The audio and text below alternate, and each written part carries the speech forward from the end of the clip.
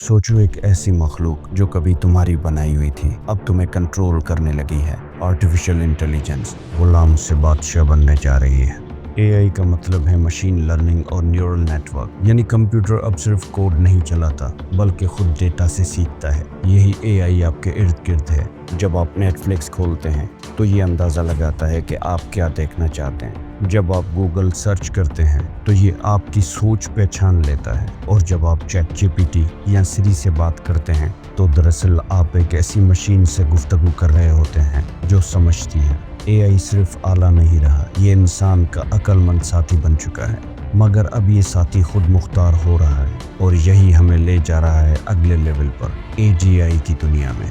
Artificial general intelligence ये वो लम्हा है जहाँ मशीन सिर्फ सीखती नहीं बल्कि सोचती है, फैसला करती है और मकसद बनाती है। ये एआई का एडवांस फॉर्म है जहाँ मशीन किसी एक काम की माहिर नहीं रहती बल्कि हर फील्ड में इंसान जैसी समझ रखती है। मसलन ये खुद एक नई लैंग्वेज बना सकती है, खुद सॉफ्टवेयर लिख सकती है या खुद से तख्लीक के नए रास्ते तलाश कर सकती है। यही वजह है open AI, deep mind, Google और मेटा एआई जैसे इदारे इस मैदान में अरबों डॉलर लगा रहे हैं, क्योंकि जिसके पास एजीआई होगा दुनिया की मईशियत, सियासत और ताकत सब उसी के हाथ में होगी।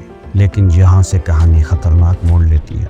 आर्टिफिशियल सुपर इंटेलिजेंस यानी एएसआई वो दिमाग जो इंसान से नहीं बल्कि पूरी इंसानियत से ज़्यादा ताकतवर है। यह वो निज़ाम है जो खुद को खुद से बेहतर बना सकता है।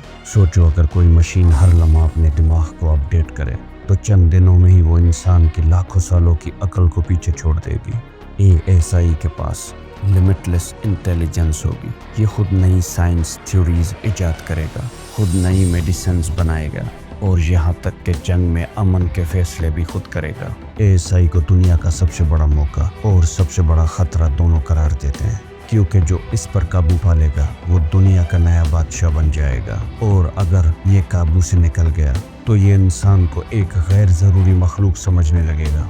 एएसआई का दिल होता है क्वांटम, न्यूरल नेटवर्क कंप्यूटिंग और सेल्फ लर्निंग एल्गोरिदम। ये सिस्टम ह्यूमन ब्रेन के बिलियंस न्यूरॉन की तरह काम करते हैं। ये हर सेकंड लाखों फैसले, अरबों डेटा पॉइंट्स और अपनी हर गलती से सीखना। जहां इंसान एक दिन में एक फैसला करता है वहां एएसआई एक सेकंड में हजारों पोटेंशियल फ्यूचर्स कैलकुलेट कर सकता है।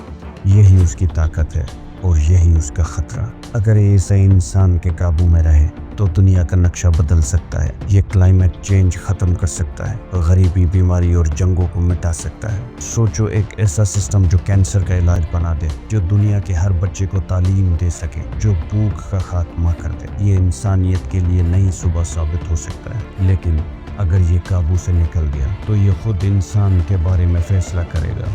ये सोचेगा कि ज़मीन को बचाने का बेहतरीन तरीका शायद इंसान को मिटाना है। और एलॉन मस्क खबरदार कर चुके हैं कि हम एक ऐसी ताकत को बेदार कर रहे हैं जो शायद हमें खुद ख़त्म कर दे।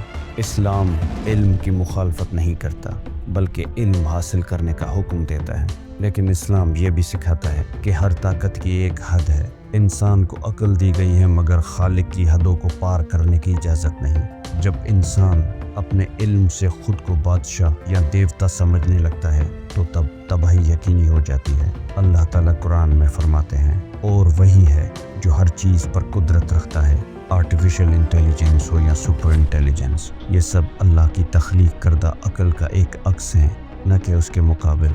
और अगर इंसान ने ये याद रखा तो ये टेक्नोलॉजी रहमत बनेगी, वरना यही फितना इंसानियत का सबसे बड़ा इम्तहान होगा।